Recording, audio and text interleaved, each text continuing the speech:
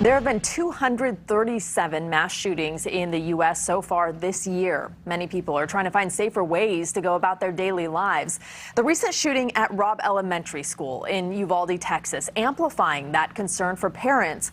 19 students and 2 teachers died there. The tragedy sending parents into a panic, wondering if their child's school is safe. That fear, combined with 2 years of COVID-19 procedures and remote learning, leading to a different consideration. That's homeschooling. Joining us now is attorney James Dwyer, who co-authored the book Homeschool, The History and Philosophy of the Controversial Practice, and he's also a professor at William and Mary Law School. Thanks so much for being here tonight. So we've been hearing anecdotally from a lot of people over the course of the pandemic who said they would just rather switch to homeschooling. Now shootings are piling up in schools. What have you been hearing? The pandemic has definitely had that effect of inducing some parents to switch to homeschooling.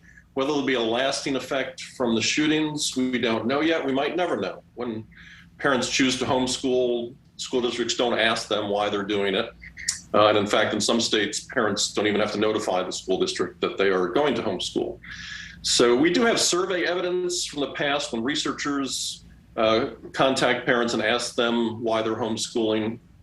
And consistently, parents have reported safety as a concern, but it's not been the mass shootings, even in a year just after some horrible incident, but rather bullying. Their child is being bullied, or maybe there's fighting going on in the school. There could be gang presence in a school. Those sorts of things that their own children are experiencing definitely motivate some parents to homeschool. So some sort of danger, but not explicitly school shootings.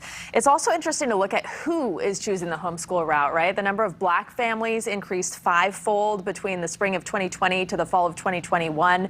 That's from a reporting from the LA Times from the U.S. Census Bureau. The overall rate in that time period growing from 5.4 to 11.1%.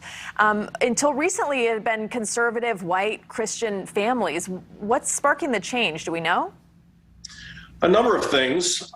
For many parents, we've just gotten past the strangeness or the novelty of homeschooling, something that parents might or might not have considered before. Suddenly they were forced to do in a way to be at home and learning. And many decided instead of having the school direct that education and having to deal with the school schedule, they could take on a homeschool program of their own. And many are going to stick with that because they have enjoyed the experience, they found it rewarding. Many others will migrate back to the schools as they return to normal life.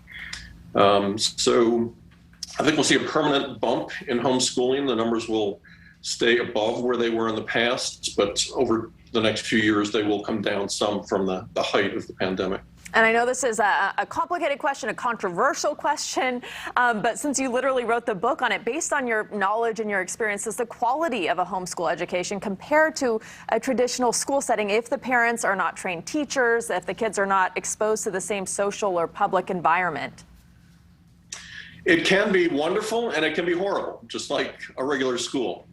And we see the gamut in homeschools and so little state oversight that really the bad instances are not dealt with. And we don't have meaningful aggregate studies of the homeschooling phenomenon. But even if we did, what really matters is, each child. Are some children experiencing something that no child should experience? And an average for homeschoolers really is not very meaningful.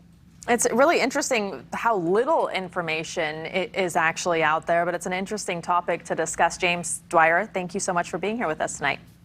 Thank you.